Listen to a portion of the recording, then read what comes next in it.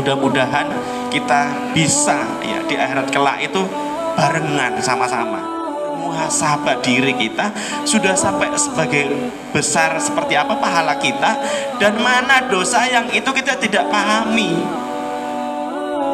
Maka mumpung ya orang tuaku yang insya Allah dimauti Allah SWT, mumpung masih sehat, masih belum ada diabetesnya, yang belum ada asam uratnya, yang belum ada kena stroke-nya, monggo ya datangi majelis ilmu. Supaya apa? Supaya barokah hidup ini. Sabilud dumu'i sabilun murih. Assalamualaikum warahmatullahi wabarakatuh. Innal hamdalillah nahmaduhu wa nasta'inuhu wa nastaghfiruh wa na'udzu billahi min syururi anfusina wa sayyiati a'malina. May yahdihillahu fala mudilla lahu wa may yudlil fala hadiya lahu. Asyhadu an la ilaha illallah wahdahu la syarika lahu wa asyhadu anna Muhammadan abduhu wa rasuluh. Allahumma shalli ala sayyidina Muhammadin wa ala alihi wa sahbihi ajma'in. Ya, bapak-bapak, orang tuaku, ya, para sedulur yang insya Allah dimuliakan Allah Subhanahu wa ta'ala. Alhamdulillah pada kesempatan yang berbahagia ini saya pribadi bisa bersilaturahim, ya, menyambung persaudaraan.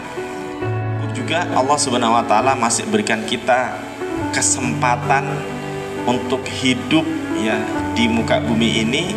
Ya, tentu hidupnya itu Allah memberikan tujuan dan kenikmatan yang sangat luar biasa. Allah berikan kesehatan kepada kita. Karena sesungguhnya kematian itu sesuatu yang sangat dekat, ya. Sesuatu yang sangat dekat kepada kita, sama halnya rezeki. Sama-sama mengejar kita, ya. Rezeki itu mengejar kita, dan kematian juga mengejar kita. Karena tidak selamanya meninggal, ya, atau mati, ya, itu tidak menunggu waktu umurnya masih muda atau yang sudah tua.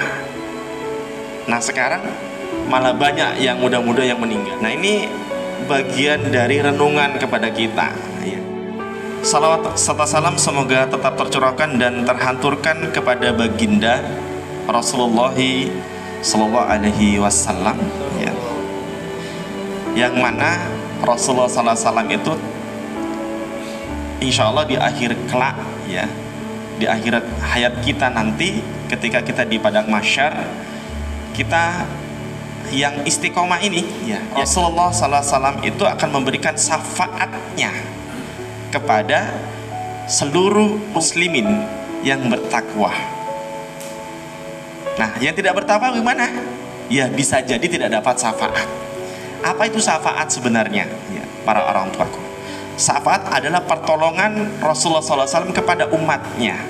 Nanti akan diberikan air telaga yang ketika tegukan satu telaga itu bisa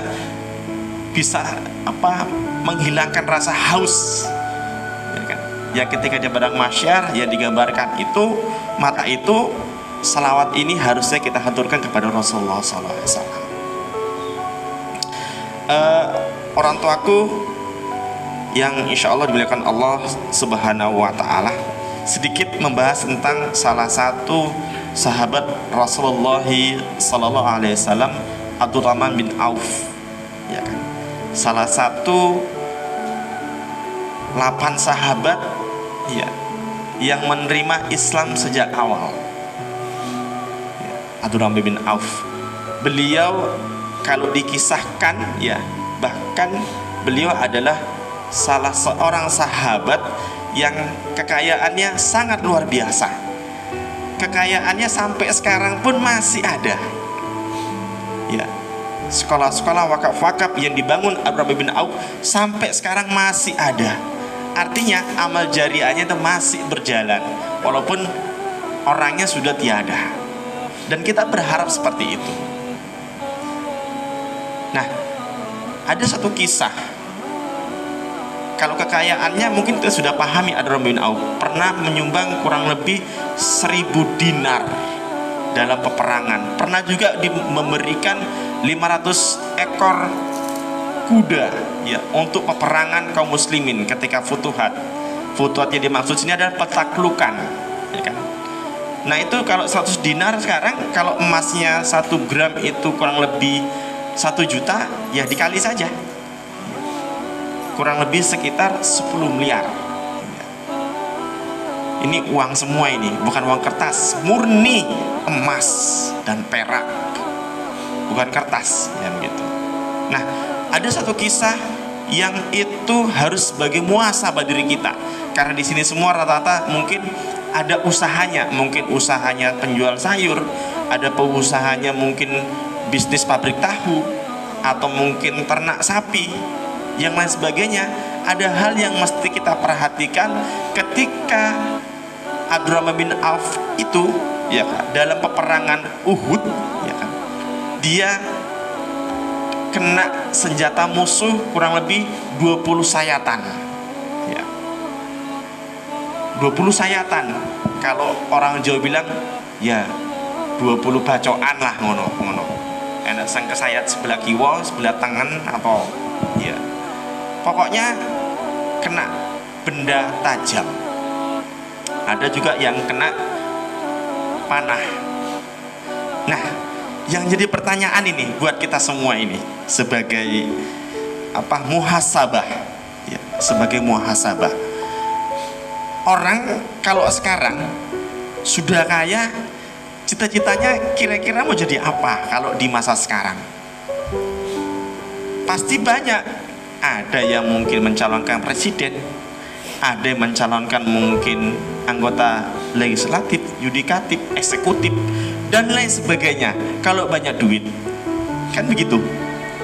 Nah, bagaimana keberadaan Abdurrahman bin Auf yang wes sugih terus melu perang, terus kena gaman? Nek pripun kalau ngene iki? Yang pastinya pasti ini beda dengan kita. Tetapi ada satu hal yang itu panjenengan ya, para orang tuaku, yang mesti kita eling bersama. Apa itu? Rasulullah SAW pernah duduk bersilah kurang lebih 40 sahabat. Itu pernah mengatakan, nanti di suatu masa ada pahalanya setimpal dengan kalian semua. Satu orang itu bisa setimpalnya 40 sahabat. Maka pada saat itu para sahabat komplainnya, lah kok ngono, kok begitu ya Rasulullah? Bukankah selama ini ya saya dan teman-teman semua ini para sahabat mendampingi engkau dan melakukan futuhat, peperangan, dakwah dari hilir ya kan sampai hulur, semua itu dilakoni.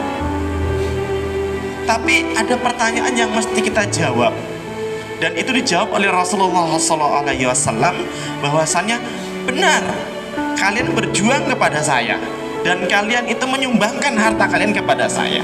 Tapi ada satu kaum nanti, yang nanti anak cucu kalian yang tanpa berperang dan setimpal pahalanya seperti kalian. Siapa itu?